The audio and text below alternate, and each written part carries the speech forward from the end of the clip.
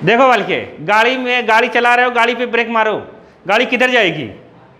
हाँ, आगे जाएगी, लेकिन फोर्स किधर लगा उस पर? पीछे। तो एक्सीलरेशन किधर हुआ? पीछे। एक्सीलरेशन नेगेटिव है, लेकिन जा किधर रहा है वो? पॉजिटिव डायरेक्शन में। मतलब गाड़ी अगर पॉजिटिव डायरेक्शन में जा रहा है तब भी एक्सीलरेशन किधर हो सकता है? पीछे। तो एक्सीलरेशन अगर पीछे होगा तो एक्सीलरेशन नेगेटिव होगा। नहीं आया?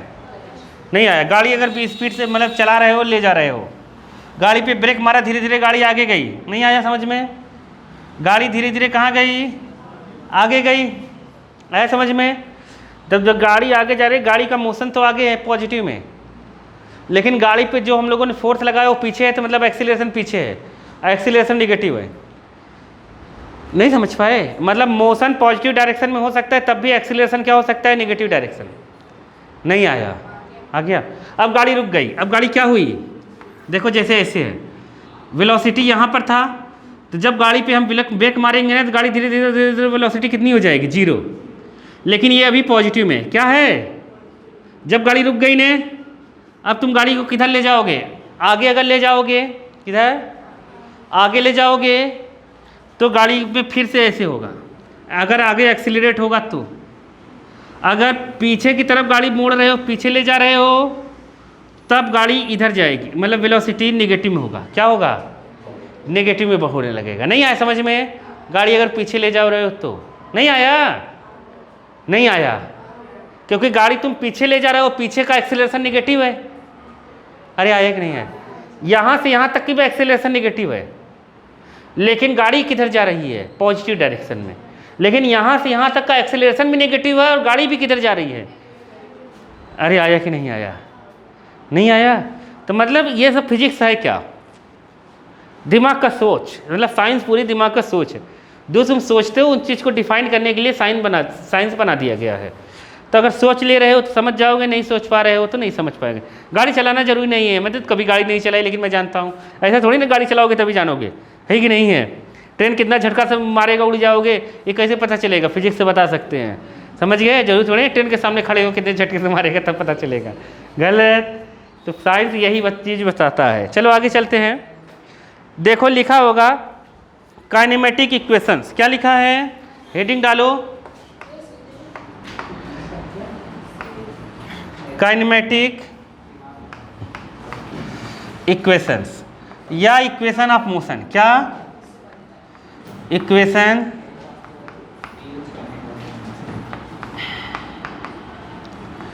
Of motion. मोशन के इक्वेशंस कितने होंगे? लेकिन ये तीनों जो है फॉर यूनिफॉर्म एक्सीलरेशन के लिए। किसके लिए है? यूनिफॉर्म जब एक्सीलरेशन होगा तभी के लिए है ये। कब के लिए है? जब यूनिफॉर्म एक्सीलरेशन होगा। यूनिफॉर्म एक्सीलरेशन टाइम का ग्राफ कैसा होगा? मैंने बताया था तुम लोगों को। यूनिफॉर्म अगर ये एक्सीलरेशन दे दे, क्या दे दे? एक्सीलरेशन।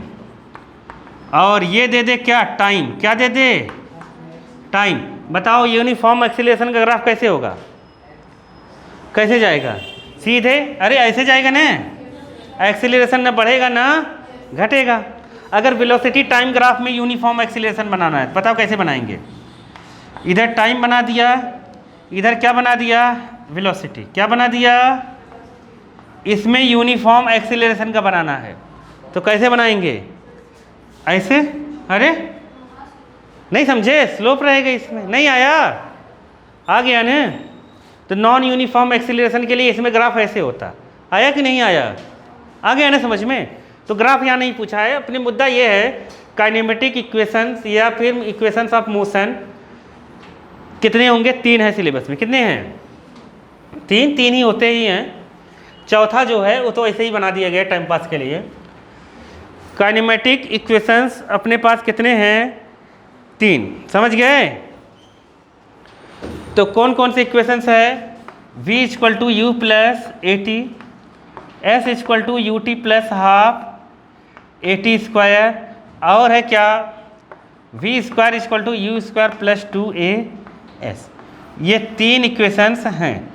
इन्हीं तीनों का अपने को पढ़ना है डेरिवेशन। क्या पढ़ना है? डेरिवेशन। तो एक डेरिवेशन तुम लोगों ने 9th में पढ़ कर आए होगे। नहीं पढ़े हो तो मैं बता देता हूँ। यूनिफॉर्म तो बताता हूँ मैं, फटाफट बताता हूँ, ध्यान से सुनते रहो। चले देखो, पहला मैथमेटिकल से हम इसको कैसे प्रूफ करेंगे, तो इसको कैसे हम प्रूफ करेंगे कि यही होता है, 3 यही होते हैं इक्वेशन। इस इक्वेशंस को क्या कहेंगे बताओ, ध्यान से समझो। इसमें क्या कांस्टेंट है, इसमें क्या कांस्टेंट है, अभी बताया ना, for uniform acceleration. Uniform acceleration का मतलब क्या, एक्सीलरेशन क्या है, कांस्टेंट, क्या है, कांस्टेंट। तो एक्सीलरेशन जब कांस्टेंट है, यहाँ पर ध्यान से सुनो, एक्सीलरेशन क्या है, कांस्टेंट है। जब एक्सीलरेशन कांस्टेंट है तो इसमें बचा क्या, एक्सीलरेशन कांस्टेंट है तो इसमें बचा क्या, वेलोसिटी और टाइम। समझ गए कि नहीं, वेलोसिटी और टाइम, तो या स्पीड या टाइम, स्पीड टाइम या वेलोसिटी टाइम इक्वेशंस है। ये कौन से इक्वेशंस है, वेलोसिटी टाइम, वेलोसिटी टाइम का इक्वेशन। नहीं आया समझ में, नहीं आया। अब इसमें ए कांस्टेंट है, ए क्या है, कांस्टेंट है। इसमें एस बचा, यू बचा और क्या बचा, टी, तो यू भी कांस्टेंट है।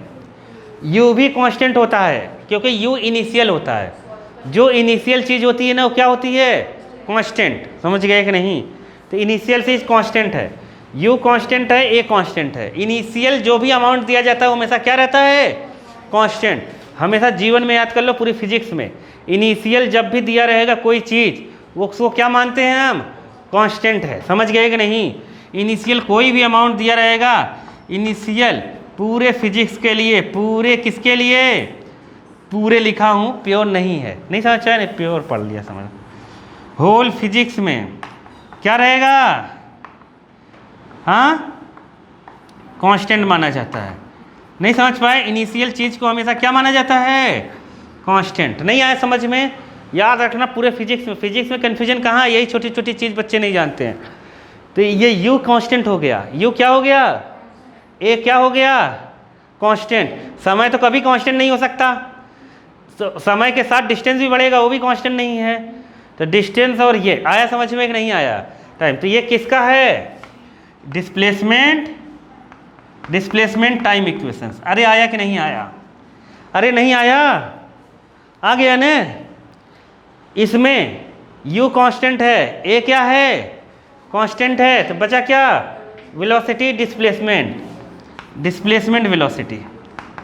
नहीं आया, आया कि नहीं आया, डिस्प्लेसमेंट वेलोसिटी आ गया पक्का। चले, बहुत ईजी है चीज़ें, महारद्दी है। देखो देखो, चलें इसको एक एक करके डिराइव करते हैं, ध्यान से सुनो सब लोग। पहले मैथमेटिकल एक्सप्रेशन से डिराइव करते हैं, एकदम कुछ नहीं है, एकदम कुछ भी नहीं है, ध्यान से सुनना। बाल है किधर देखो, इधर देखो, समझ गए। माना क्या लिखोगे, माना क्या, इनिशियल वेलोसिटी ऑफ बॉडी या ऑब्जेक्ट, जो भी लिखना हो, body u, metre per second, and after t second या after t time, after t second time क्या हो गया, t second, velocity v metre per second, v metre per second. तब एक्सीलरेशन क्या होता है, एक्सीलरेशन क्या कहता है, देयरफॉर एक्सीलरेशन क्या होगा, एक्सीलरेशन का फार्मूला नहीं जानते, एक्सीलरेशन होता क्या है, change in velocity in per unit time, change in velocity पर यूनिट टाइम। तो डेल्टा वी, यही पढ़ा है ना, delta we by delta T. तो डेल्टा वी कितना है, v2 minus v1 by t2 minus t1। तो v2 कितना है यहाँ पर, v2 कितना है, अरे लास्ट में कितना बचा, v और u, और ये डेल्टा t ही है, आफ्टर t सेकंड का है ना, तो मतलब वो पूरा कितना दिया है, डेल्टा t। तो एक्सीलरेशन क्या बन गया, v minus u upon t, नहीं आया समझ में? Rate of change of velocity called acceleration, या change in velocity in per unit time क्या कहलाएगा? जो वेलोसिटी में चेंज हुई ऊपर रखो, जब वेलोसिटी में चेंज होने में जो समय लगा है वो नीचे रखो, क्या मिल जाएगा? एक्सीलरेशन। नहीं समझ पाया? डेफिनेशन लिख के फट से इधर कर दो, इसको इधर करो, क्या बनेगा? AT v minus you, derivation complete. ये पहला आया कि नहीं आया? u को इस साइड कर दो तो v इक्वल टू कितना हो गया? u plus AT। v equal to कितना हो गया? u plus AT। अरे आया कि नहीं आया? ये फर्स्ट डेरिवेशन कंप्लीट। नहीं आया? लिख लो। सेकंड वाले का डेरिवेशन कैसे करेंगे? मान लो अपने को कुछ नहीं आता तो एस डिस्प्लेसमेंट है। अरे इसमें पता है कि नहीं तुम लोग क्या है? नहीं पता क्या? u जो है वो क्या है? Initial velocity. v क्या है? Final velocity. और t क्या है जानते ही हो? टाइम। a क्या है? एक्सीलरेशन। s क्या है? s क्या है? डिस्प्लेसमेंट। क्या है? अगर वो सीधे जाएगा यूनी डायरेक्शन में जाएगा तो डिस्टेंस भी होगा। क्या होगा? ये पता रहना चाहिए ना क्या है। नहीं पता चला, पता ही नहीं, मैंने सोचा तुम लोग पता होगा। चलो आया, आगे चलें। चलो देखो ध्यान से सुनो, दूसरा कैसे ड्राइव करेंगे। दूसरे में डिस्प्लेसमेंट क्या है? डिस्प्लेसमेंट, समझ गए? तो डिस्प्लेसमेंट हम कैसे निकालें? तो एवरेज स्पीड जानते हो? एवरेज स्पीड का नाम सुने हो? एवरेज वेलोसिटी सुने हो कि नहीं? ध्यान से सुनो, average velocity, average velocity equal to होता है डिस्प्लेसमेंट अपॉन टाइम। क्या होगा? डिस्प्लेसमेंट अपॉन टाइम, समझ गए?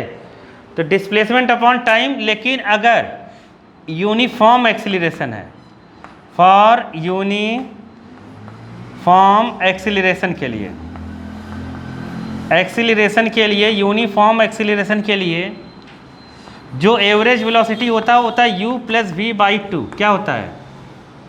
u plus v by two. ये भी होता है। u क्या है? Initial velocity. v क्या है? एवरेज वेलोसिटी का ये भी फार्मूला होता है। कब?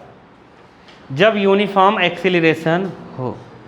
तो एवरेज वेलोसिटी की ये भी फार्मूला है, एवरेज वेलोसिटी की ये भी फार्मूला, डिस्प्लेसमेंट अपॉन टाइम। तो ये दोनों बराबर हो गए, हो गए कि नहीं हो गए? ये दूसरे का डेरिवेशन है। तो s बाई टी बराबर किसके हो गया? v plus u plus v by two. समझ गए? t को उधर कर दो तो कितना हो जाएगा? s इक्वल टू कितना होगा?